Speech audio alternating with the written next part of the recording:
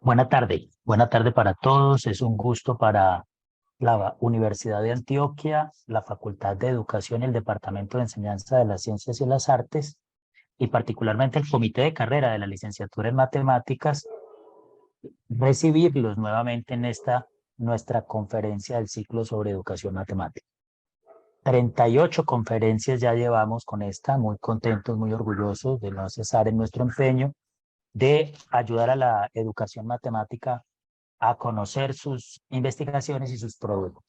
En este caso, hoy tenemos la agradable compañía de la profesora Diana Gil, que está por allá en Bogotá, profe, ¿cierto? ¿Anda usted en Sí, señor, Bogotá? en Bogotá. Ujú.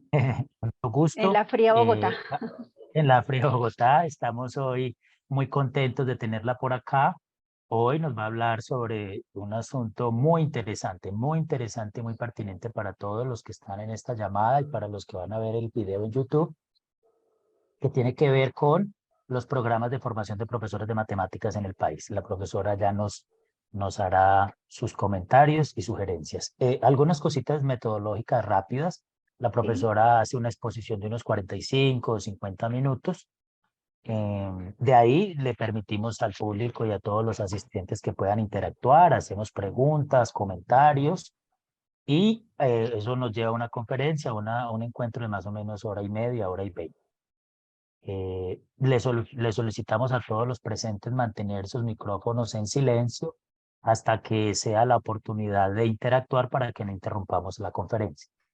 También les debo decir que a los que están en este momento en la llamada, estoy compartiendo por el chat un documento Google que corresponde a la asistencia del evento. Por supuesto, solamente para los presentes porque los demás los verán en diferido. Finalmente, recuerden que todas nuestras conferencias se encuentran alojadas en el grupo de conferencias que tiene la Facultad de Educación, su canal de YouTube. Lo pueden buscar así, Facultad de Educación en YouTube, y ahí encuentran un lugarcito, un lugar donde están todas nuestras conferencias, y por supuesto estará alojada esta y las 37 conferencias anteriores. Bueno, la profesora Diana de pronto nos quiera ayudar en la presentación. Mucho gusto, profesora, y vamos avanzando entonces. Bueno, muchas gracias por Perdón, la... Diana, Dime, creo que sí. Leonardo se refería a Diana Jaramillo, Ah, Sí, a ya. Diana que Jaramillo, a no Diana da Jaramillo. para empezar sin presentar a Diana en el sentido de que es una colega de nuestro campo de investigación, que es la educación matemática. Diana se formó en la pedagógica, se formó en la distrital, es una persona pues que ha tenido siempre una preocupación importante hacia esto de la formación inicial y continuada de los profesores, y su tesis doctoral hizo un análisis de 3 programas de formación de licenciaturas en matemáticas del país, y obviamente es resultado de una tesis doctoral donde saca unas conclusiones y unos resultados bien interesantes. Por eso, Diana, teníamos la invitación a Diana para el mes de febrero, pero la quisimos adelantar porque estamos en un momento muy importante para nuestra licenciatura particularmente, que es la acreditación, la tercera acreditación, que tenemos la visita de los pares el 6 y 7 de diciembre. Entonces, la quisimos adelantar para que entendamos un poco cuál es ese escenario nacional a partir de la tesis de Diana, los resultados que ella encuentra en términos de la formación inicial de profesores. Entonces, Diana, muchas gracias. Diana es una gran compañera, una gran amiga, una colega. Gracias por haber aceptado este cambio de planes y, bueno, por querer compartir con nosotros este conocimiento. Entonces, tienes la palabra. Gracias, Leonardo. Diana, tienes la palabra. Bueno, primero que todo, muchísimas gracias por la invitación. Definitivamente compartir lo que uno ha venido trabajando y ha hecho, pues siempre es una gran alegría. Yo titulé esta presentación, que surge de la presentación que hicimos en el EDEM el mes pasado, y se titula Programas de Formación de Profesores de Matemáticas, Encuentros, Desencuentros y Desafíos. Como Diana lo ha dicho, este es digamos, lo que voy a presentar tiene mucho que ver con el trabajo que realicé. Digamos, las partes que van a conformar la presentación van a ser la primera, vamos a tener como una generalidad sobre la formación de profesores de matemáticas y de los programas de formación, que creo que casi todos estamos enterados de ello, unas formas de estudiar los programas de formación de profesores y de una forma muy corta voy a decir cómo hice este estudio, de dónde salió. Y luego entro a algo que Diana me ha insistido mucho, que es el interés de presentar y son los resultados de la investigación. Y allí pues hay unos encuentros y unos desencuentros frente a la estrategia, digamos, al sistema que utilizo para la investigación.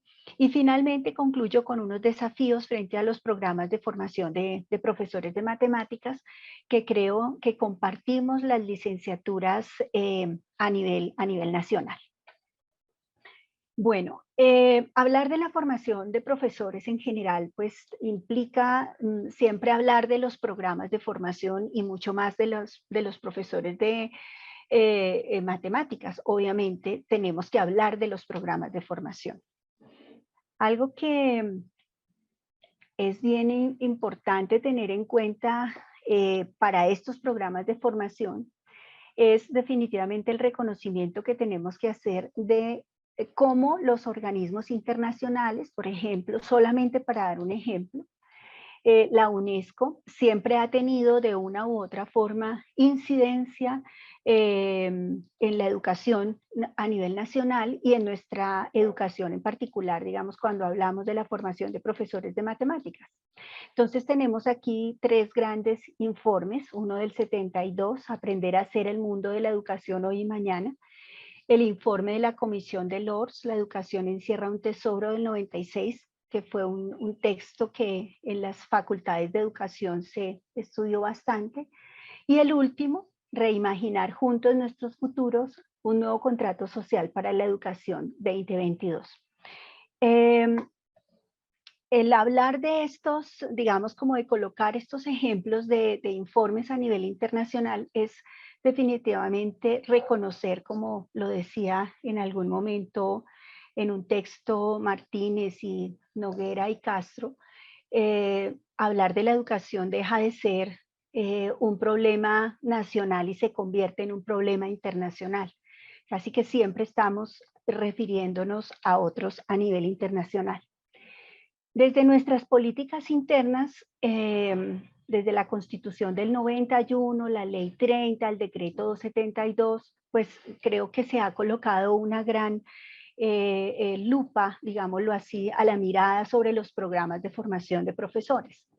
Tenemos los decretos que llegan hasta, yo diría que intervenir en la autonomía universitaria, en el sentido en que nos dicen cómo debemos organizar, qué debemos organizar, por ejemplo, la parte de las prácticas, y casi que están incidiendo permanentemente en las formas como nosotros organizamos nuestros programas. Una de las inquietudes de donde surgía de donde surge parte de esta investigación es cómo miramos y cómo estudiamos los programas. Entonces pareciera que nuestros programas siempre, uno diría, pues están súper estudiados porque están dentro de todo lo que es esta política de evaluación que viene desde la Ley 30 y desde la Ley General de Educación. Permanentemente nos están evaluando, nos están mirando. Para nosotros como programas hay una preocupación fundamental, así no queramos, así no nos guste, frente a lo que son los procesos de acreditación institucional y mucho más los que son los procesos de formación, de acreditación a nivel del programa. Cuando uno hace una mirada de los países de América Latina, por nombrar solamente algunos, entonces se encuentra uno las coincidencias, ¿no? Entonces el año en que inicia la acreditación en los programas, por ejemplo en Colombia, en Argentina, muy cercano, 92, 95, en México en el 2000, en el Ecuador también en el 2000, nos damos cuenta que son políticas no solo nacionales, sino que obedecen a unos intereses y digamos que están dentro de un marco a nivel internacional. Esto, digamos, viendo lo que es la normativa de lo que es la formación de profesores. Ahí nos podríamos quedar, hay varios estudios que han profundizado sobre este tema.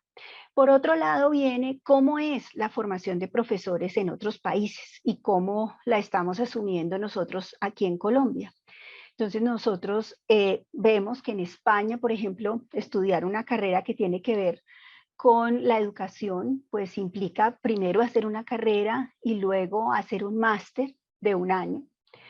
En Finlandia, pues que a veces se convierte como en ese ideal de formación de profesores y de los éxitos que tienen y digamos, de las cosas que tienen en educación, pero uno mira a Finlandia, el contexto es totalmente diferente a nuestros contextos a nivel de la universidad. Entonces ahí digamos, hay unas grandes diferencias, como también desde la formación de los profesores, ¿no? Entonces si vemos ahí, inicia con estudios en las facultades según la especialización, luego debe superar un riguroso proceso de selección para estudiar en la Facultad de Educación, para seguir luego los estudios pedagógicos, y este proceso dura 6 años, es decir, la formación allí de los profesores es bien diferente a lo que tenemos nosotros. En México, entonces tenemos las escuelas normales para preescolar, para primaria, y las normales especializadas entre 4 y 5 años para la formación de los profesores que pueden dar título universitario. Aquí las escuelas normales en México o las escuelas normales superiores tienen una categoría que la perdimos cuando nuestras normales pasaron a ser lo que son ahora, desde casi que mediados del siglo pasado. Y en Colombia entonces tenemos la normal, que son los 2 años hacia el final, y las licenciaturas más o menos que estamos entre los 4 y los 5 años. Estas diferencias, digamos, quiero hacer énfasis, paso muy rápido por acá, pero esto nos pone también en una situación en la que a veces los intercambios con otros países, a veces tenemos necesidades diferentes, y definitivamente hablar de la educación, por ejemplo, de la formación de profesores en España, por ejemplo, y en Colombia, pues son 2 lugares realmente diferentes. Entonces, cuando hicimos el trabajo frente a la investigación, decíamos un programa de formación, ¿por qué investigarlo, no? ¿Por qué convertirlo como en un objeto de formación? ¿Cómo se podrían comparar y qué sería lo comparable de los programas? ¿Cuál sería el sentido de entrar a profundizar en qué es lo que tienen los programas? Porque pareciera que a simple vista todos somos más o menos lo mismo. Eso lo he escuchado yo varias veces, donde se dice, no, realmente los programas por lo general son lo mismo. Creo que frente a la concepción de la matemática pueda que sean lo mismo, pero frente a la formación creo que hay unas grandes diferencias. Y que es lo que trato yo de mostrar. Entonces vamos a hablar aquí de cuál es la noción de programa para la formación de profesores. Entonces, cuando hablamos de programa, se remonta a los griegos, al latín, y esta palabra programa, digamos desde los griegos y del latín, tiene algo que creo que se conserva todavía en la palabra, y es hacer referencia a las actividades que son planeadas y que son prescritas. Es decir, un programa, cuando uno tiene un programa ya lo tiene resuelto, es decir, ya hay algo que se ofrece y algo que está planeado y ya está prescrito. Los programas de formación tienen una dimensión institucional, tienen una dimensión sociopolítica, una dimensión académica, una dimensión física. Esa dimensión institucional, por ejemplo, es dónde está anidado el programa. Si el programa de formación de profesores está anidado, por ejemplo, en lo que es una facultad de ciencias, o está anidado en una facultad de educación, está anidado en una facultad o en una escuela de matemáticas. Por ejemplo, tenemos el caso de la UIS, que él está anidado en en la Escuela de Matemáticas, en la Facultad de Ciencias. Eso también le pone al programa unas formas de constitución diferentes. Cuando hablamos de la dimensión académica, estamos hablando de qué se propone, pero al mismo tiempo es quiénes son las personas que intervienen en este programa. O sea, quiénes son los que producen, los que crean, los que hacen, que le dan esa dimensión académica al programa. La dimensión sociopolítica tiene que ver con toda la dimensión ontológica de los programas, es decir, formamos solamente para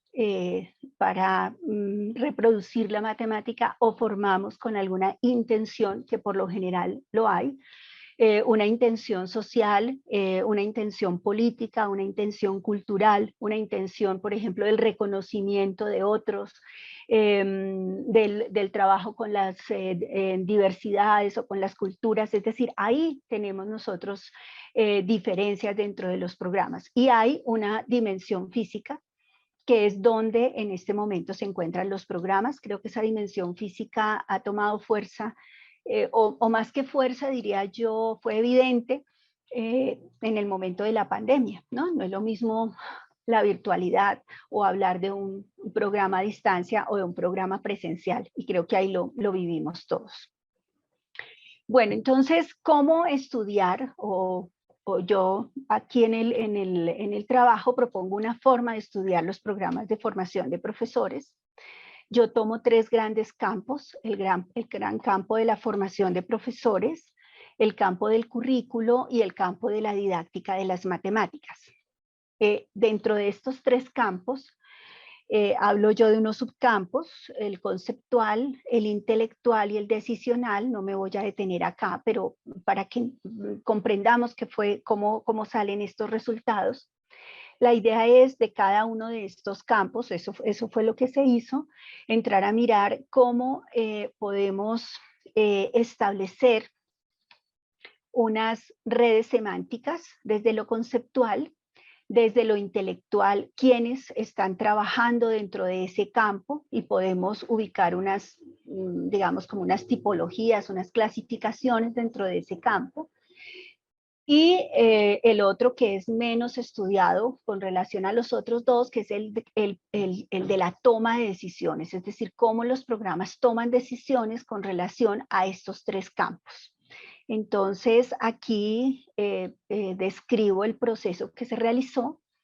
Entraron tres programas, digamos, a ser estudiados dentro del análisis que se hizo. Los programas se estudiaron a partir de los documentos que entregaba el programa y de una jerarquización que el mismo programa dio de los documentos que entregó. Entonces, digamos, el coordinador o los del consejo de carrera daban los documentos, pero se consultó a la comunidad y ellos daban una jerarquía de esos documentos, o sea, cuál les parecía que describían mejor lo que hacían en el programa. Y este análisis de los documentos entonces entra dentro de este sistema analítico, que fue básicamente como diría yo, como el centro de lo que es la tesis doctoral, que es armar este sistema analítico. Y de allí salen unas redes semánticas, unas adhesiones a tipologías y unos procesos de decisiones dentro de los programas, que fue, digamos, que lo que nos permite hacer una caracterización de los programas. Yo acá voy a entregar, digamos, en lo que les voy a presentar ahora, algo que casi que me había rehusado a hacer. A Diana le ha parecido muy, muy interesante, pero es precisamente hacer esa comparación, porque digamos, la intención misma del estudio no era comparar, ni es tampoco evaluar. Aquí es más lo que dice en esta parte: caracterizar el programa, es decir, reconocer cómo es el programa, ¿sí? Y la gran pregunta es si eso que arrojan los documentos, si eso que decimos en los documentos es realmente lo que decimos que hacemos o no. considero yo que es una etapa de la investigación y luego vendrían otras muchas a hacerse dentro de esto mismo, con los resultados que se tengan. Entonces aquí vamos a ver resultados de la investigación con encuentros y desencuentros frente a los tres campos, es decir, el campo de la formación de profesores, el campo del currículo y el campo de la didáctica de las matemáticas. Bueno, no les voy a explicar cómo, pero esto tiene un trabajo detrás para llegar a conformar estas tres redes semánticas de formación de profesores. Estas tres redes son, digamos, el programa o el propósito que se tiene de hacer una transformación del ser profesor, o sea, de pensar en el sujeto del profesor y mirar cómo desde el proceso de formación del programa se piensa en esa transformación del profesor. Desde su ser personal, desde su ser profesional. Luego hay otra gran red semántica de formación, que es el de la formación de profesores como capacitación. Y cuando hablamos de capacitación, viene esa preparación desde lo teórico y desde lo práctico del profesor para su desempeño. Entonces aquí están todas, digamos, las técnicas, digamos, lo que se considera como fundamental para la actuación misma del docente. Y hay una tercera red semántica que es una formación de profesores como un proceso para la transformación social. Es decir, hay programas que hablan de esto lo queremos hacer para lograr una transformación, para lograr una transformación social. Cada uno de estas redes tenía, digamos, 14 unidades de significados, la red de capacitación 13, la otra 10, digamos que era con las que al observar los documentos, al leer los documentos, al hacer el análisis, podían entrar en resonancia, la hemos llamado nosotros, y crear su propia red semántica o sus propias redes frente a cómo entiende o cómo está asumiendo la formación de profesores de matemáticas.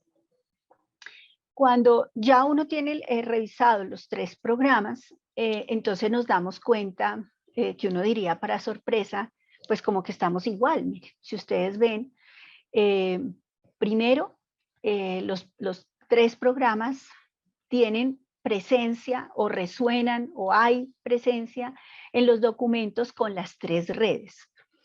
O sea, todos hablan de esa transformación del ser del estudiante, todas hablan de un compromiso social y pues de una preparación teórica y práctica. Ahí serían una parte de los encuentros. Pero tenemos, digamos, aquí unas diferencias frente a lo que digamos, los documentos que se estudian de cada programa son diferentes por las razones que ya les daba. Pero entonces aquí vemos cómo, por ejemplo, en el proyecto educativo institucional, en el proyecto educativo del programa, está la presencia de estas tres, pero si ya vemos en los sílabus, pareciera que la que tiene una mayor incidencia, una mayor presencia, es la formación teórica y práctica. En la formación, por ejemplo, digamos, la información que se encuentra en la página web, no se habla de esta primera transformación del ser del profesor, como que no tiene mucha presencia aquí. Esto en el programa 1. En el programa 2, que me parece más interesante, digamos, de analizar, es porque, digamos, en los informes, para ellos son muy importantes los informes que entregan los estudiantes en sus procesos de práctica, las producciones de los estudiantes y los informes de evaluación que han hecho los pares externos. Por ejemplo, aquí se ve que hay yo diría, como que uno tendría que entrar a mirar, oiga, ¿qué está pasando en el programa? Que el PEP, o sea, el proyecto educativo de la licenciatura, tiene digamos, unas formas de entender, pero no se ve reflejado en lo que sucede con los estudiantes, en las producciones de los estudiantes y en los programas o en los sílabos. Es decir, esto no se ve. Entonces, estas son de las cosas, por ejemplo, de este programa 2, al que me refiero, que uno dice, yo entrego el informe, se hace el estudio y es al programa al que le dice un momentico, aquí algo está pasando. Algo de lo que nos hemos propuesto como proyecto educativo del programa, pues no se ve reflejado en los otros documentos. En el 3, en el programa 3, digamos que hay una evidencia de presencia de los 3 en los documentos que se colocan, ¿no? Uno diría como al contrario del programa 2. Vuelvo y repito, esto es más un análisis propio que se debe hacer el programa. Bueno, ahora vamos con el campo del currículo. El campo del currículo también salieron 3 redes semánticas del estudio que se hizo. Aquí entonces uno podría ver que hay una red semántica de currículo muy fuerte, que es entender el currículo como un plan de estudios. Hay otra que es entender el currículo de la formación de profesores como la experiencia de construcción de identidad para los profesores y los estudiantes, es decir, cómo el currículo permite crear, yo no sé si la palabra sería crear, más bien construir, elaborar una identidad, no solo con el hecho de la matemática, sino especialmente con la identidad de ser profesor, es decir, que pertenece a una comunidad particular y que tiene unas condiciones particulares como profesor y como estudiante. Y una tercera red semántica de currículo de formación de profesores como un mecanismo social para la distribución de conocimiento y con ello las relaciones sociales, económicas y políticas. Es decir, acá está, digamos, red semántica es como lo que comúnmente conocemos más cercano de lo que es el currículo. Entonces, pues es para la distribución del conocimiento democrático, etcétera, y el interés de, digamos, apostarle a unas relaciones sociales, económicas y políticas. ¿Mm? Con relación entonces al campo del currículo, encontramos que efectivamente los programas tienen también esa, digamos, hay documentos que uno puede identificar donde hay presencia de las 3 formas de ver el currículo, ¿sí? Tanto como plan de estudios, como reflexión sobre la experiencia, como ese mecanismo social de distribución del conocimiento para que llegue como a una mayor número de población. Entonces, acá en esta gráfica se puede ver de pronto cómo en el primero, pues, en el primero y en el segundo, lo más importante o digamos, es posible que internamente el programa tenga otras posibilidades, pero en los documentos está claramente dicho y expresado como plan de estudios, ¿no? El currículo. En el tercero, curiosamente, habla de un mecanismo social de distribución, pero igual sigue siendo importante el plan de estudios. Y digamos, el 2, que es el de la reflexión sobre la experiencia, pues está presente como está también en los otros programas. Entonces aquí podemos entrar a analizar, por ejemplo, en dónde se encuentran esas presencias de los documentos. Entonces, por ejemplo, acá en el proyecto educativo, en los documentos de acreditación, en la página web, en los sílabos, está en mayor presencia, digamos, en estos, digamos, documentos como plan de estudios. Vemos, por ejemplo, en el segundo programa cómo el proyecto educativo del programa y en los programas de los sílabos pues se resalta la parte del plan de estudios. Y lo otro, pues no tiene cabida en todos los documentos, sino solo en algunos. Aquí en este 2 quisiera yo resaltar, por ejemplo, cómo este mecanismo social está en el informe de evaluación externo que se hace y se resalta esta parte, porque muy seguramente está aquí en el PEP del proyecto, pero no está ni en los informes de los estudiantes, ni en las producciones de los docentes, ni en los programas, o sea, en los programas, o algunos los llaman los sílabus, no se encuentra. Entonces, como esas disonancias.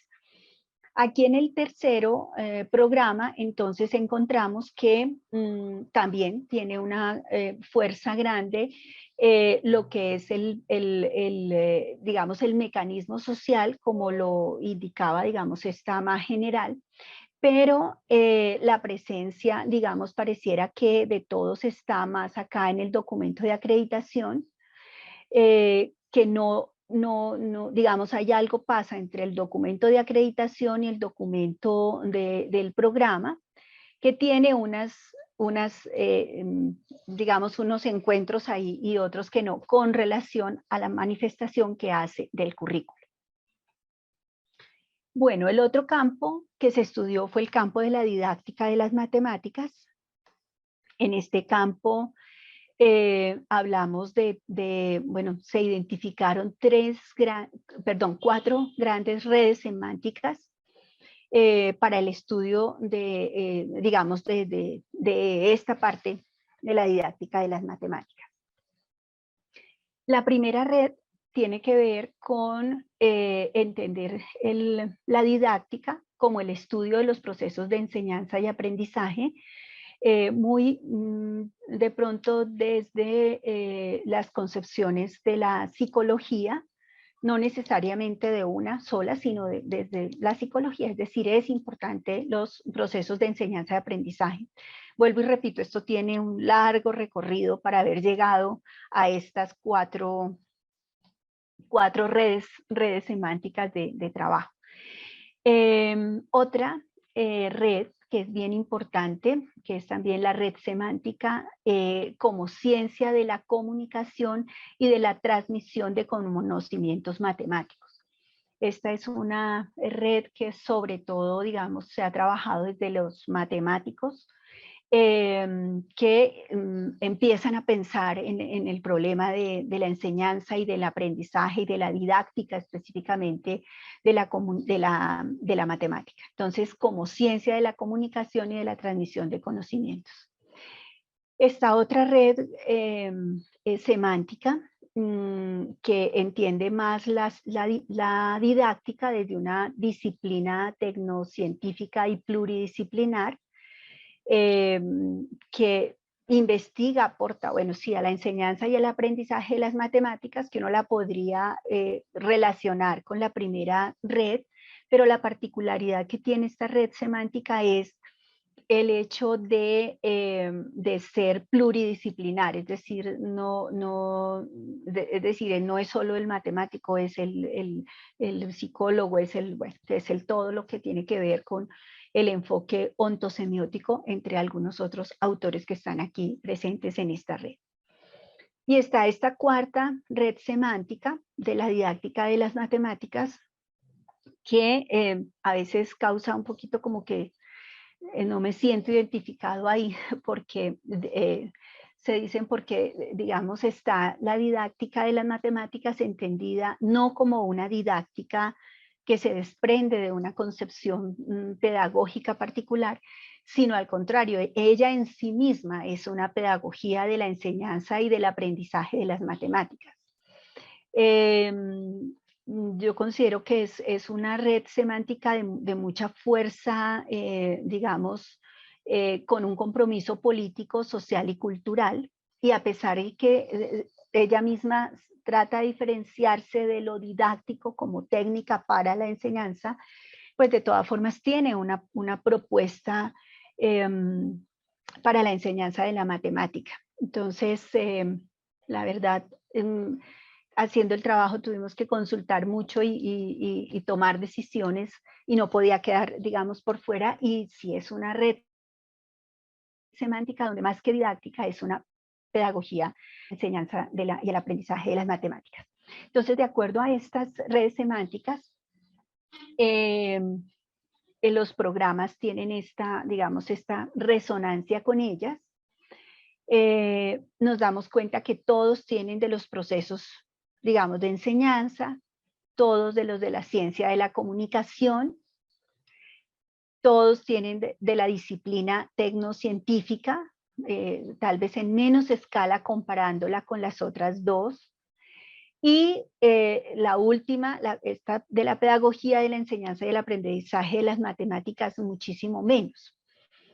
Esto obedece a que, digamos, son posturas más nuevas y por lo general lo que se pudo identificar en los programas y quedaba más claro con la otra parte de la investigación y son personas que llevan a los programas este tipo de, digamos, de posturas, entonces más que ser a veces una cuestión del programa, es una cuestión de personas que están dentro de los programas trabajando alguna de ellas. Entonces, por ejemplo, de esta disciplina tecnocientífica, que uno podría, si queremos ponerle el enfoque ontosemiótico, entonces, ¿quién lo está trabajando y cómo dentro de los programas y las producciones del programa esto se puede ver reflejado? Entonces, aquí empieza uno a entender por qué en unos programas aparecen digamos, aparecen unas y otras no. Entonces, por ejemplo, aquí en el programa 1 podríamos ver el proceso de enseñanza, tiene una mayor presencia en los documentos, ¿sí? Lo mismo que la ciencia de la comunicación, pero cuando vamos a ver el de la disciplina tecnocientífica, pues hay algunos en los que ni siquiera está, digamos, no tendría que estar necesariamente, simplemente llama la atención que en general está y aquí no está. Y este de la pedagogía de la enseñanza y el aprendizaje de las matemáticas está, pero digamos, con menos fuerza. En el programa 2, vemos que aquí es muy importante de la ciencia de la comunicación y se evidencia, digamos, en las producciones de los docentes, en los informes de los estudiantes, en los programas, ¿no?, de los docentes y en el proyecto educativo de la licenciatura, ¿sí? Entonces aquí hay digamos, hay una fuerte relevancia y parece que hay alguien que está trabajando esta pedagogía, digamos, de la enseñanza y del aprendizaje de las matemáticas, entonces se ve como un punto acá. Pero algo que me parecía importante, pues esto también lo tengo en redes, en la figura de las redes, y es bien interesante de pronto cuando uno encuentra, mire, aquí está, o sea, es decir, el programa está dando cuenta, hay alguien que está introduciendo dentro del programa cosas nuevas y cosas diferentes. Y bueno, aquí es el tercer programa donde también es muy relevante de la ciencia de la comunicación, y de la pedagogía de la enseñanza y el aprendizaje de las matemáticas, pues no está tan presente de pronto como de pronto yo suponía que iba a salir. No estaba. Entonces, hasta acá, digamos, lo que he presentado es el campo conceptual de los 3 campos que nos proponemos o que me propuse yo estudiar. Aquí vienen otro que es el del intelectual, el criterio de la presencia del intelectual o de los intelectuales que han estudiado los campos. Aquí coloqué como ejemplo solamente el campo de la didáctica, que uno puede identificar estos modelos, enfoques, paradigmas, pero podrían ser otros, podrían ser, digamos aquí, cuál era el criterio fundamental, que primero que fuera una fuente acreditada, que tuviera pues obviamente una pauta de decir, hago esta clasificación de alguna forma, y lo otro era que estuviera hablando de, o fuera un modelo o un enfoque, un paradigma sobre la formación de los profesores de matemáticas. Entonces, frente a esta, digamos, a esta parte de las tipologías, frente al campo de la didáctica, también lo hay digamos, en la formación de profesores, uno puede ver, digamos, que hay una, digamos, aquí en esto que les presento de la formación de profesores. Entonces vemos que los programas pueden tomar, digamos, al estudiar sus documentos, pueden unos decir, tenemos más una orientación académica, como parece que es lo general en los programas, unas orientaciones curriculares, unas orientaciones sobre la práctica, que es como lo que resalta, digamos, dentro de esta gráfica. Aquí, en esta otra, el programa 1, el programa 2 y el programa 3 tienen exactamente el mismo comportamiento frente a las perspectivas que tienen que ver con la formación de profesores de matemáticas, o sea, se toman casi que tal cual. De pronto las diferencias en altura de las barras es más de la cantidad de documentos que se consultaron, porque no son los mismos para cada uno. Bueno, entonces aquí frente al sentido de la didáctica, vemos que sobre el enfoque de la didáctica de las matemáticas, aquí el programa 1, que está en azul, entonces se identifica con este enfoque de la didáctica como práctica social de la enseñanza, el enfoque de la didáctica como un conjunto de técnicas que sirven para enseñar. Y miremos aquí, por ejemplo, en este enfoque que es muy fuerte para las 3 licenciaturas, las 3 están allí, ¿sí? El enfoque de la didáctica como campo de investigación, miremos que solo 2 la tiene, la 2 no. El enfoque de la didáctica como ciencia de la comunicación está digamos, en 2 programas, evidencia, y en el otro no. Entonces aquí uno podría decir, aquí tenemos unos encuentros de unos y unos desencuentros frente a otros programas. Frente a los paradigmas de la educación matemática, como el constructivismo americano, el paradigma de la teoría de las situaciones didácticas y el paradigma sociocultural, entonces vemos los 3 programas tienen presencia, por ejemplo, están con el paradigma sociocultural, pero digamos, pero en estos otros no, tanto en el constructivismo no hay presencia del programa 1 y en este no hay presencia del programa 1.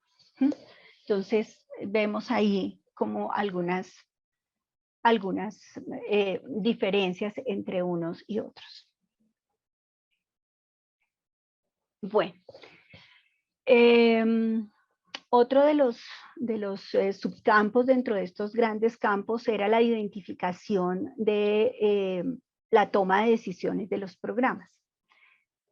Realmente es un subcampo, creo yo, que vale la pena profundizar en él, cómo llegamos los programas a tomar las decisiones dentro de los programas y pues a veces me dicen pues es que consultar o investigar eso es como casi que sin sentido, porque las decisiones definitivamente se toman por poder, se toman por reconocimiento de las personas que a veces están dentro de los programas, más que por otras causas diferentes.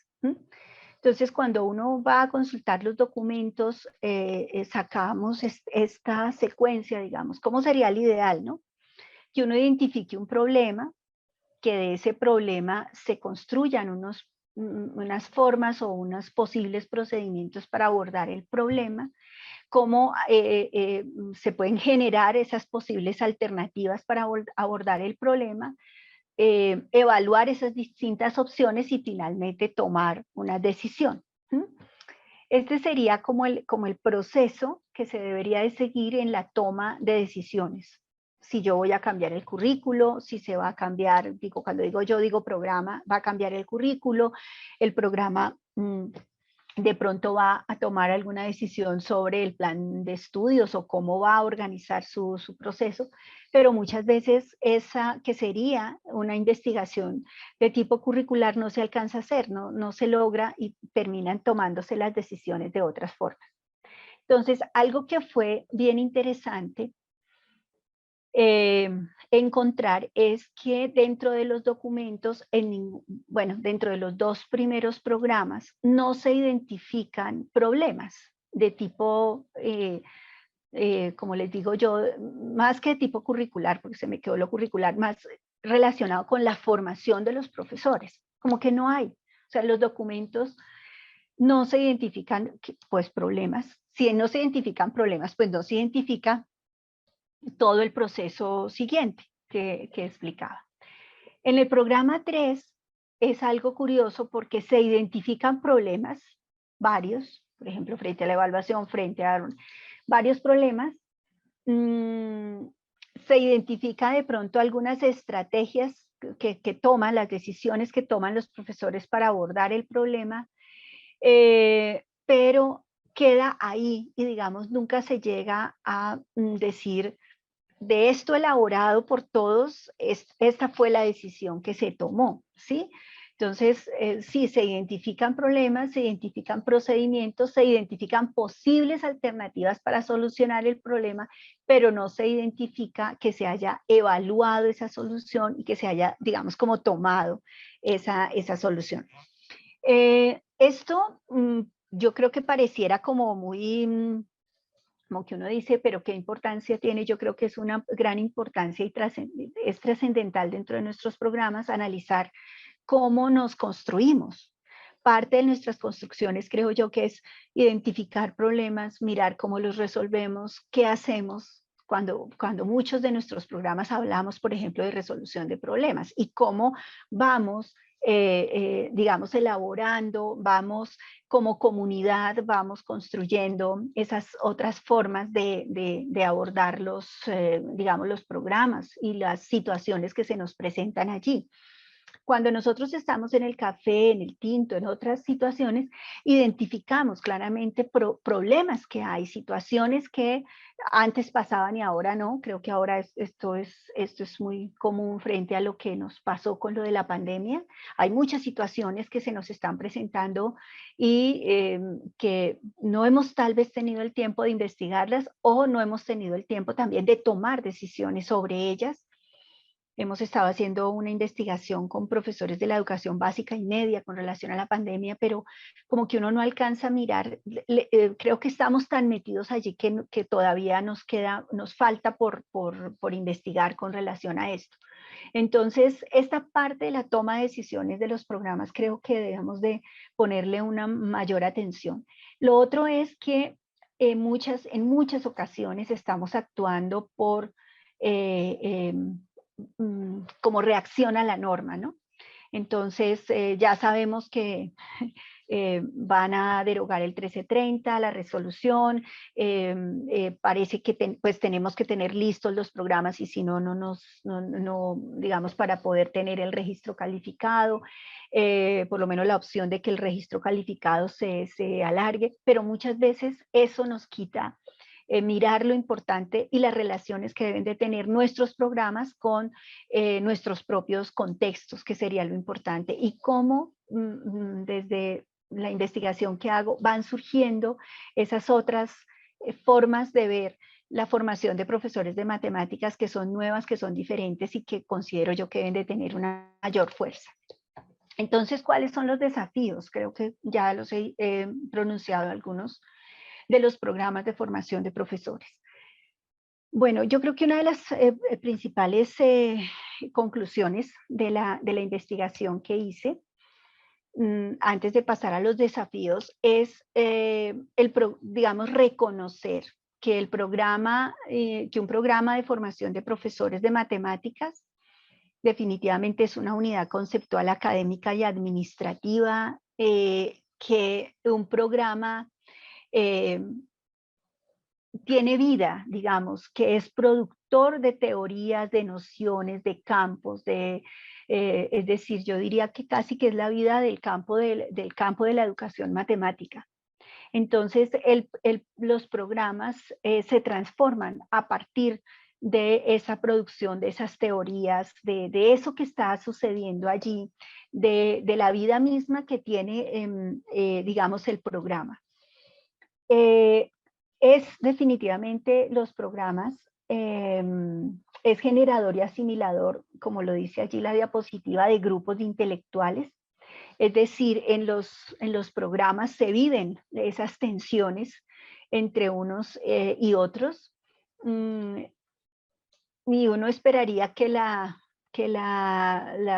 digamos, esas tensiones permanezcan, porque eso nos hace producir, pero al mismo tiempo que se resuelvan por medio de la argumentación, por medio del trabajo y de la investigación y de la producción frente a esto, para generar un mayor o no presencia, por ejemplo, de algún aspecto dentro de un programa. Y el otro, que era tal vez lo que estaba diciendo anteriormente, es productor de decisiones. Es decir, creo que vale la pena que atendamos más cómo tomamos nuestras decisiones, qué nos preguntamos sobre el programa, porque pareciera que a veces es que esto tiene que seguir siendo así porque es que siempre ha sido así, no puede ser la respuesta, sino qué es lo que vamos cambiando y, cómo, y hacia dónde vamos centrando la mirada. Muchas veces, como lo decía yo, para conectarlo con el inicio, a veces tenemos como puntos de referencia contextos que son muy diferentes al nuestro, y reivindicar nuestros contextos, reivindicar lo que somos y lo que podemos hacer, creo que sería bien interesante. Entonces vienen los desafíos. Creo que, como lo he venido diciendo, trabajar en equipos. Creo que es importante constituirnos con comunidades. Por ejemplo, esta red de las licenciaturas de matemáticas, creo que el hacer este tipo de trabajos, de escucharnos, de mirar qué estamos haciendo, y a veces en nuestras soledades poder encontrar que hay equipo de trabajo, que hay oportunidades de trabajar con otros y de mirar y de compartir problemas que son similares, y de cómo podemos de pronto y desde allí incidir en una política pública, en una política más general, en que no seamos solamente los que vienen y nos dicen qué es lo que debemos quitar o poner, sino que más bien podamos proponer desde la particularidad y desde las diferencias, poder proponer sobre la formación de profesores. Creo que esto es muy importante, y especialmente sobre la formación de profesores de matemáticas. Esto pues lo relaciono con el segundo desafío, que es la responsabilidad histórica del momento que tenemos a nivel social, cultural, económico, académico, pues de tener unas posturas críticas y definitivamente de construir en nuestros territorios, en nuestras regiones, la posibilidad de permitirle a la gran mayoría de las personas poder entender su realidad desde posturas críticas, y poder analizar la realidad. Bueno, para el campo del currículo, yo creo que es muy importante, por ejemplo, poder reconocernos en nuestras, digamos, como programas, en nuestras particularidades, pero también en nuestras diferencias. O sea, yo creo que, o sea, la verdad, creo que es necesario que no todos seamos iguales. Lo bueno sería cada uno respondiendo a unas particularidades regionales, de contexto, de necesidades, y desde allí podernos intercambiar, podernos reconocer, digamos que un estudiante pueda ir de una licenciatura a otra aquí dentro de la misma Colombia, pero porque está atendiendo a unas particularidades de su formación que sabemos que son muy fuertes en la Universidad de Antioquia, que son fuertes en la Universidad del Valle, en la Universidad del Cauca, y creo que eso sería bien interesante entre nosotros. Bueno, y otro que es un tema que me apasiona, que es el campo de la didáctica de las matemáticas, desde el desarrollo de propuestas accesibles para el acogimiento de las diferentes poblaciones y de las diferentes necesidades para hacer posible que puedan trabajar con la matemática. Entonces, yo dejo allí, acá, y bueno, recibo las preguntas. A ver si yo estoy viendo aquí, profesora, la pantalla de los asistentes. Recordemos que ahí donde dice reacciones, abajo, donde hay una carita con un más, ahí pueden levantar la mano o nos dicen si quieren intervenir, hablar, conversar con nosotros, hacerle una pregunta a la profesora. Por aquí veo a los queridos amigos del mes, por aquí veo a Juan Alexander, por allá Triviño. Qué bueno ver a profe Gilbert, por acá también lo veo, me alegra mucho que estén Sí. por acá, y a la licenciatura del profesor Guillermo, me alegra mucho pues que nos estén acompañando. Así que los escuchamos, ¿alguien está por ahí pendiente, profe? ¿Usted sí ve ahí las manitas que yo no alcanzo? Sí, ya Espérenme. voy a revisar. Ah, Sí, primero, Diana, pues agradecerte, ¿no? Y agradecer la presencia de varios colegas del CLEMA y la profesora Gloria García y otros profesores de CLEMA, que como habíamos dicho al comienzo, CLEMA es la red de las licenciaturas. Me parece muy pertinente, Diana, el estudio sin duda, porque a todos los que hacemos parte de los comités de carrera o como coordinadores, comités de autoevaluación, sabemos la riqueza que este estudio encierra. Antes de darle la palabra al profesor Guillermo, que nos la está pidiendo, Diana, hay un efecto físico con la luz que ingresa a tu cuarto. Estamos viendo un Sí. arco iris maravilloso. No Sí, logramos hay una ver, reflexión. sí, no logramos ver tu rostro por un juego de luces que hay allí. No sé si pudieras, Bien interesante, además, se sí, ve un espectro ahí. oh, Seguramente el profe tiene como abierta la a ver, cortina, tal vez, porque al principio no estaba así, entonces en el atardecer golpea sí, diferente es la luz que, del sol. ay, sí. no, sí, no, ni idea que De me, pronto como me poner paro, poner el sí, computador en la ¿cómo digo? Invertir eso así. Ahí ya mejor. Ay, ya, mejoró Ya. muchísimo, sí, señor. ok, Muchas gracias. listo. Había un arco iris maravilloso a lo largo de la conferencia. Te fue Oh, tapando el juego de colores.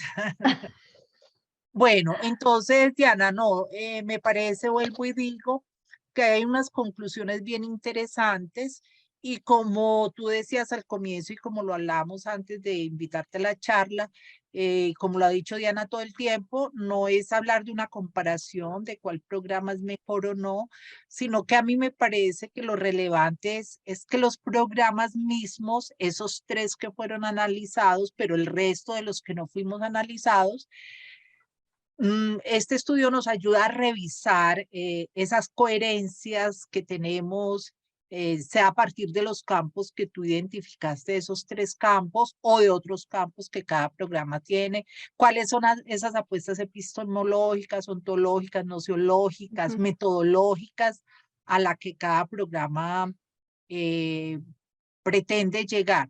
Pero sobre todo, me parece a mí, en mi opinión personal, que el estudio permite que en Colombia entendamos cada vez más que la educación matemática es un campo profesional, científico y académico, una idea que Kilpatrick y Sierpinska desde el 90 ya nos mostraban que en el mundo ya se constituía un campo. Yo creo que este estudio puede ayudar a entender en Colombia que efectivamente, como tú lo dijiste, los programas de la licenciatura producen un conocimiento específico, producen un conocimiento didáctico, un conocimiento pedagógico. En algún momento yo le decía al CNA, es que la licenciatura en matemática no es simplemente una suma de matemática más educación, no, ya tenemos una composición.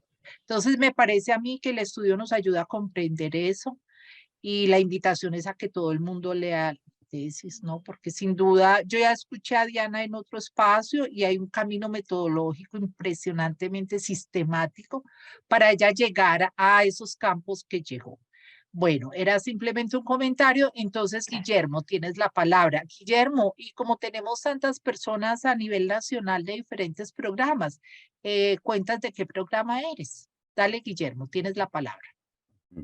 Bueno, sí, buenas tardes a todos. Como pregunta la profesora Diana, yo soy del programa de la licenciatura en matemáticas de la Universidad de Antioquia. Soy profesor de cátedra. A la doctora Diana, sí. Perdón, Guillermo, yo quiero hacer una presentación. Guillermo es profesor de cátedra, pero Guillermo es la persona en este momento de los presentes que conoce más el programa. Guillermo, con un equipo, desde el año 2000, él se pensó el programa que hoy tenemos, claro, con las transformaciones que hemos tenido. O sea, Guillermo es una persona muy importante en nuestro programa por ese conocimiento histórico que tiene del mismo. Dale, Bueno, Guillermo. muchas gracias, Diana. A la doctora Diana Gil, pues me uno a los agradecimientos. Yo creo que este tipo de propuestas investigativas que permiten esa confrontación de los programas, pues no solo nos robustecen la educación matemática, como ya lo expresaba Diana, sino que se convierten en un punto para la cualificación, ahora que tanto estamos hablando de la autoevaluación en general. Yo quisiera pues como llamar la atención de dos aspectos que a mí me concitan mucho a formular esta pregunta, lógicamente sin desconocer que es muy valioso en todos los aspectos. Me encantó cuando hacías o cuando dentro del trabajo plantearon esa confrontación entre lo que eran los deseos, los propósitos y lo que se encontraba, digamos, en las evidencias, en la producción, tanto por parte de los estudiantes como los profesores y seguramente algún otro personal vinculado al programa. Yo creo que ahí nosotros estamos haciendo, digamos, esa justicia que hace tiempo se nos pidió a nivel de primaria y de bachillerato, cuando obteníamos una gran cualificación de los docentes, pero se iba al aula de clase y se continuaba, digamos, haciendo lo mismo. Hoy, al dar esta mirada, digamos, a los programas, uno siempre dice, bueno, ¿será que nos vamos a aquel refrán antiguo que el papel puede con todo, ¿no? Que yo puedo escribir lo que quiera y de pronto en la práctica no, o no es tan fácil llevarlo a cabo, o a veces de pronto se olvida. Y mi pregunta tiene que ver directamente con una de las palabras que tú más mencionaste a lo largo de tu presentación, y que es una palabra que sobre todo en el campo de la pedagogía presenta realmente muchas controversias, y es la de formación. ¿Cierto? Cuando tú hablas de formación, Diana, específicamente, ¿cómo lo tomaron? Yo vi que tú hiciste varias, inclusive hablaste de semánticas y una serie pues, de delimitaciones del término, pero a nivel genérico, ese término de formación, ¿cómo lo tomas directamente o cómo lo tomó tu grupo? Muchas gracias. Tú decías dos, ¿hay otra? No, esta. Esa Sí, la otra era el resaltar aquello pues, que te señalé, ¿cierto? Y la pregunta directamente, doctora Diana, es esta, que tiene que ver directamente con el concepto de formación, y vuelvo y te lo reitero, fundamentalmente porque desde la pedagogía nosotros sabemos que el término es bastante complejo de manejar. Muchas gracias. Señor. Gracias. Diana, Dale, no sé si Diana. voy respondiendo. Listo. Sí, tienes la palabra porque hasta el momento no tenemos más manitas levantadas. Ok. Dale. Entonces yo me voy a ir a lo que no presenté.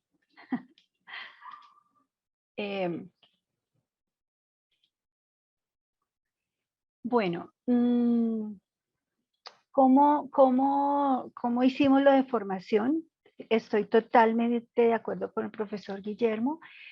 Hablar de formación, hablar de pedagogía son unos términos supremamente, yo no sé cómo decir, yo creo que por lo mismo intensos del término, bastante complicados y más para clasificar o para dividir. ¿Cómo se hicieron unas redes semánticas que el criterio fue cronológico? ¿Quién habla de formación? Empezamos a mirar, ¿quién habla de formación? Tenía que ser pues alguien que fuera reconocido, y utilizamos un criterio de resonancia que es, de pronto un autor no necesariamente cita al otro, pero cuando uno empieza a leerlo, empieza a darse cuenta que hay resonancia, es decir, como que están en el mismo sentido.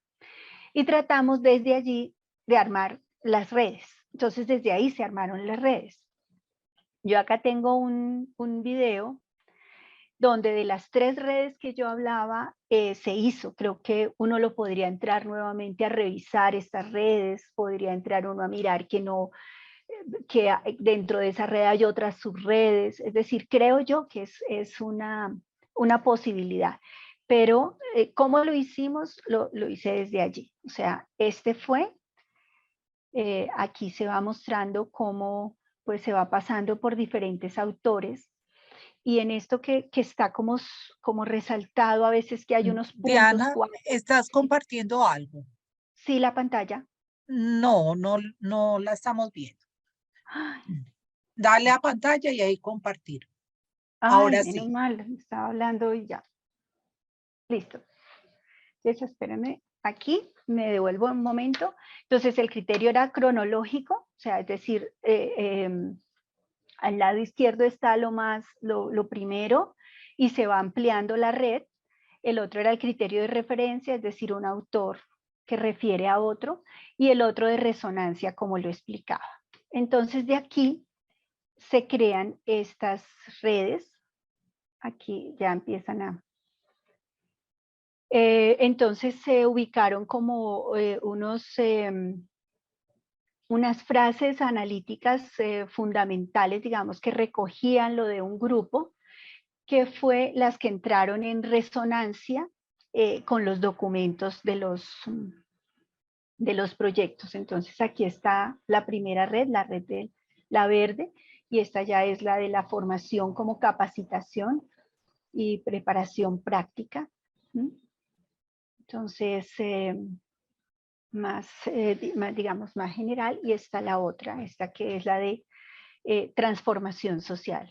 Entonces, que era lo que yo les decía, detrás de cada red, pues hay un estudio desde los autores para ubicar este sentido. Esto se hizo tanto con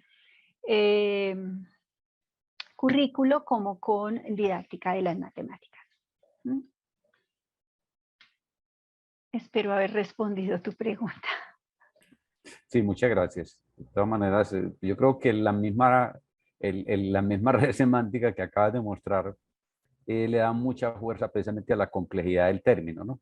Sí, Y de sí, dónde sí. viene, claro, y sobre todo que yo te insistía en la pregunta fundamentalmente porque ahora estamos utilizando el término formación para algunas expresiones que tú utilizaste, que tú misma lo dijiste, pues que eran instrucción, ¿cierto? Y que entonces a veces el término, la formación se tomaba desde ahí. Es fundamentalmente por ese lado mi pregunta. Muchas gracias y realmente pues está absolutamente documentado ahí desde donde estás hablando. Gracias, Guillermo, por la pregunta. Gilbert, tienes la palabra. Gilbert, ¿te presentas, por favor? Sí, bueno, buenas tardes a todos. Gracias, Diana. Qué dicha verte.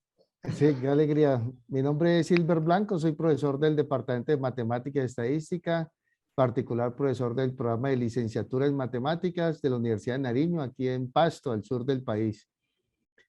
Diana, pues felicitarte por ese trabajo, es tan complejo que has realizado, tan interesante.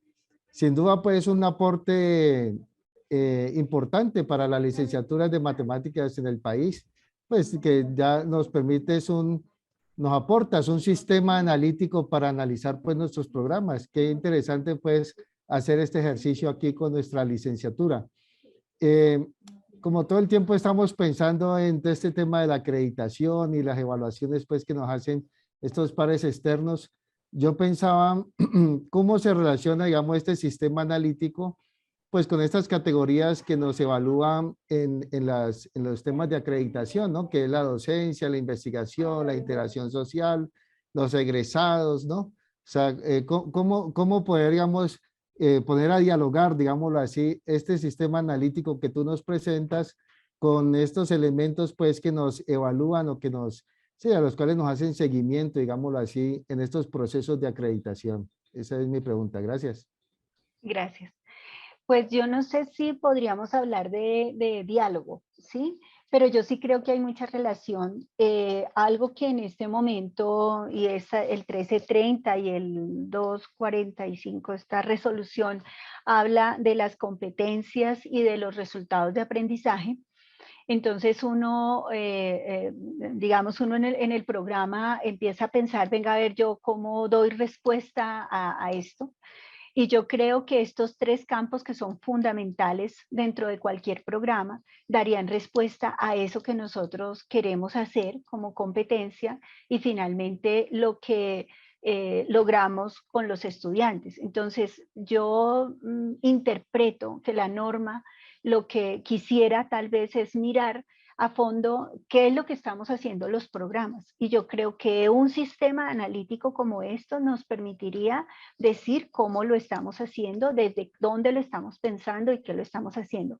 A mí me parece que, por ejemplo, cuando se aplica el sistema y podemos dar cuenta en dónde dice qué, me parece que es un análisis interesante para nosotros mismos como programa.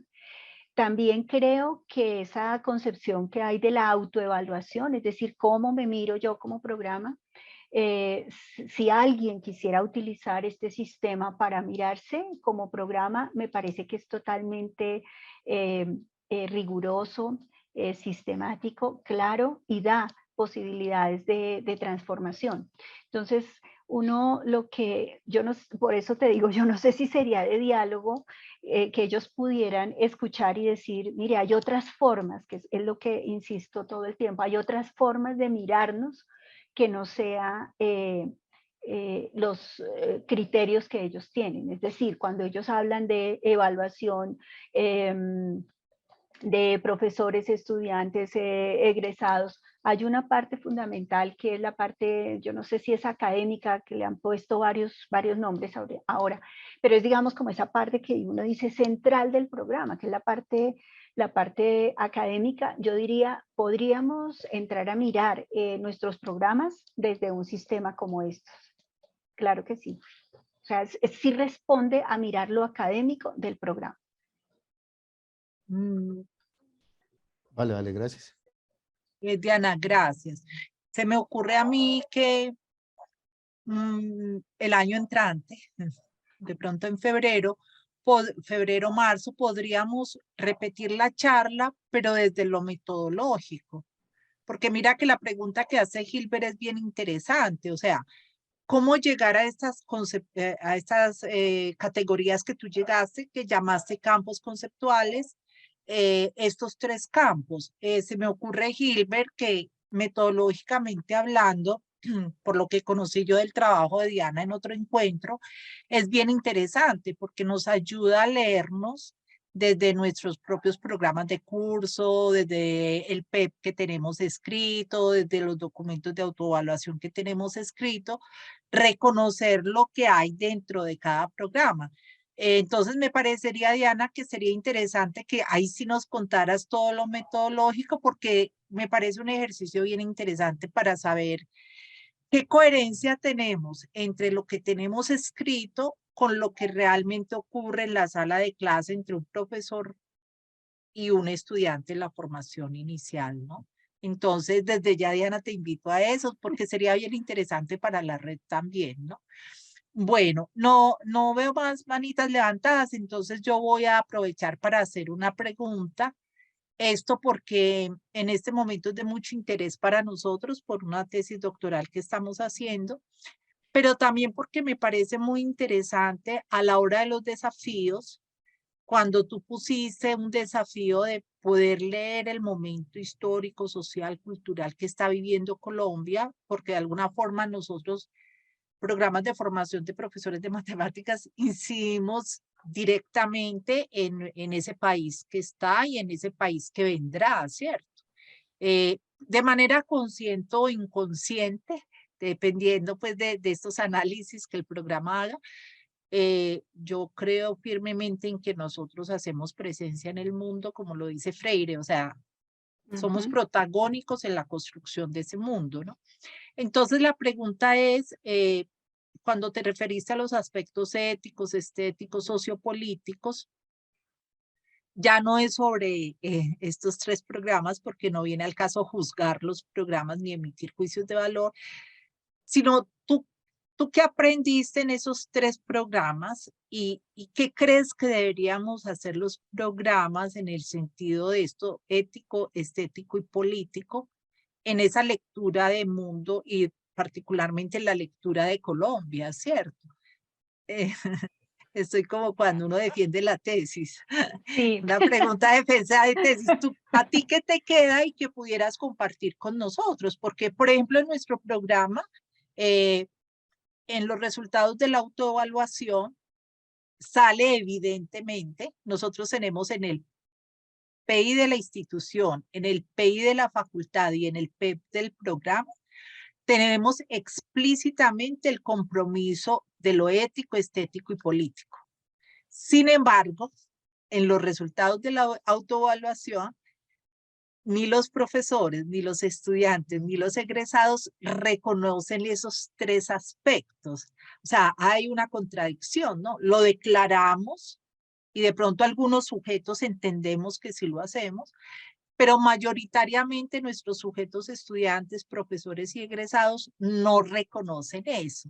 Entonces, ahí cómo ves ese asunto y qué tendrías como para comentarnos al respecto. Bueno, yo no sé si es más del trabajo, más de la experiencia que tengo yo ahí en la licenciatura y la relación que he tenido con otras licenciaturas, y es darnos cuenta que estamos definitivamente como programas respondiendo a unas necesidades sociales, políticas, éticas.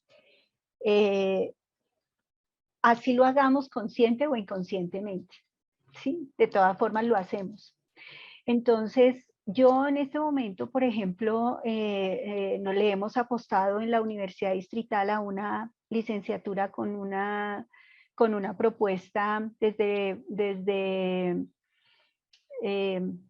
una sensibilidad muy grande a que somos profesores, a que no estamos creando matemáticos, a que el matemático tiene un lugar en el mundo tan importante y tan, es decir, tiene una responsabilidad social, política y ética particular, diferente al educador matemático. Pero yo creo que definitivamente eso tenemos que seguirlo trabajando. Yo no sé, por lo menos en la Universidad Distrital ahorita vienen muchos cambios y nos hemos devuelto en cosas y en discusiones, y eso me preocupa porque uno como que dice esto como que ya lo habíamos resuelto y volvemos a lo de atrás, a las disciplinas, a las escuelas, a todo esto, cuando yo de pronto tengo la oportunidad de escuchar a Sandra Evelyn de la Universidad de la UIS, que yo sé que allá es muy fuerte esa mirada sobre la escuela, la facultad de ciencias, todo esto, y ellos están como grupo haciendo, es más, haciendo toda una propuesta para trabajar con la diversidad desde la educación matemática.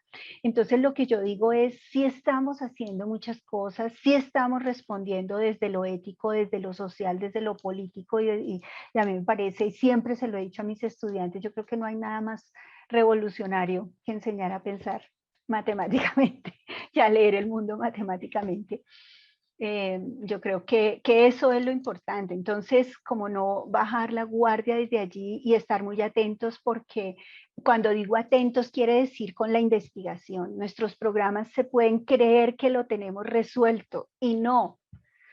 ¿Sí? Es decir, yo si algo reivindico de los procesos de autoevaluación, es eso que nos tenemos que estar revisando. El problema es el cómo. Y ahí le hallo la razón a Hilbert cuando dice, oiga, ¿por qué no ponerlo en diálogo?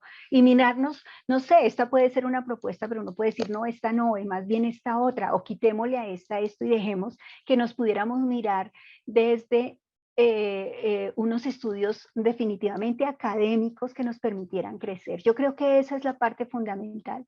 ¿Mm? Porque uno dice como que yo creo que algo pasa, pero cuando tú lo puedes documentar, cuando tú sistemáticamente lo puedes hacer y ver, uno dice, es decir, es para tomar decisiones mejores y no tomarlas por poder, no tomarlas porque es que siempre ha sido así, es que no podemos cambiarle la cátedra a él que siempre la ha tenido y eso pasa en nuestros programas, ¿sí? Entonces, poder tomar decisiones académicas sobre nuestros programas, creo yo que estaríamos realmente respondiendo a una necesidad social, política y ética. Yo creo que más que la clase de ética, la clase de es cómo desde la enseñanza de la matemática, desde lo que hacemos en el aula, creamos esa sensibilidad frente a la realidad que estamos viviendo, que estamos atravesando. Ok, muchas gracias, Diana. Me parece bien interesante, ¿no? Porque yo concuerdo contigo en que efectivamente todos los programas de manera consciente o inconsciente estamos aportando, unos más en una dirección que otra, pero que sí, que también tenemos que aprender a tomar unas decisiones más informadas. Eso último que dices, que a veces las decisiones de formación son por estas relaciones de poder o porque un profesor llegó con el doctorado de X lugar o del otro, entonces esta es la moda, o en fin, por todo lo que vemos que a veces influyen esas decisiones. Muchas gracias, Diana. Bueno, y creo, bueno, la última vez que damos la palabra a Hilbert porque nos toca ir cerrando el espacio ya. Vale, Hilbert, gracias. tienes la palabra. Sí, gracias. No, estaba aquí escuchando y pensando en, bueno, Diana, este modelo nos permitiría, por ejemplo, tú que lo conoces pues en profundidad, conocer, por ejemplo, cuál es esta pertinencia que está teniendo nuestro currículo en el entorno, por ejemplo, ya en el aula de clase, pues, para los profesores. Es decir, los profesores nos podrían decir, mire, lo que ustedes están enseñando allá está desconectado de la realidad que estamos viviendo aquí con los estudiantes, o efectivamente están apuntando a lo que es. O sea, este modelo, este sistema que tú señalas, ¿nos permitiría ver eso o cómo? Es la pregunta, ¿nos permitiría ver esa pertinencia de los currículos en términos de los egresados? Sí, yo creo que habría que hacerle ajustes.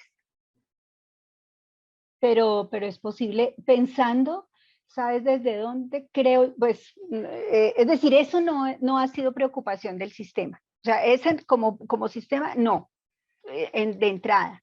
Pero considero que se podría desde, porque estamos hablando del conocimiento de los profesores, ¿sí? Que son desde los tres campos, es decir, desde el campo o sea, ¿qué creo yo de que debe ser la formación de la didáctica y del currículo? Pero habría que ajustarlo. De primeras, no, porque esa no fue una, digamos, una forma de analizar el sistema. Pero esa pregunta por la pertinencia de nuestros programas, creo que es absolutamente pertinente e importante que pudiéramos crear una forma de podernos estudiar eso, porque no, el programa no, este sistema como está no lo da. Vale, gracias. Bueno, ya nos toca ir cerrando. Diana, no, nuevamente reiterarte pues el agradecimiento. Yo creo que quedan muchas aprendizajes por un lado y muchas inquietudes, sobre todo para los que tenemos que lidiar con esa gestión de un programa académico. Y cuando digo de la gestión, estoy hablando de la gestión académica, organizacional, de los principios epistemológicos, ontológicos, nociológicos, de todo esto que nos, como esos retos, esos desafíos que nos deja pensarnos una formación de docentes y sobre todo en el campo, en el área de las matemáticas, e insisto yo, en un país como Colombia, ¿no? Entonces sí. yo creo que ahí nos quedan muchas inquietudes y desde ya, Diana, pues reiterarte la invitación para que esta charla se repita, pero desde el punto de vista metodológico, que es donde creo que también podemos aprender mucho con base a lo que Gilbert ha preguntado, Guillermo, para ver realmente esas ideas de formación que plasmamos en nuestros documentos, si son verídicas o no a la hora del ejercicio de la formación inicial.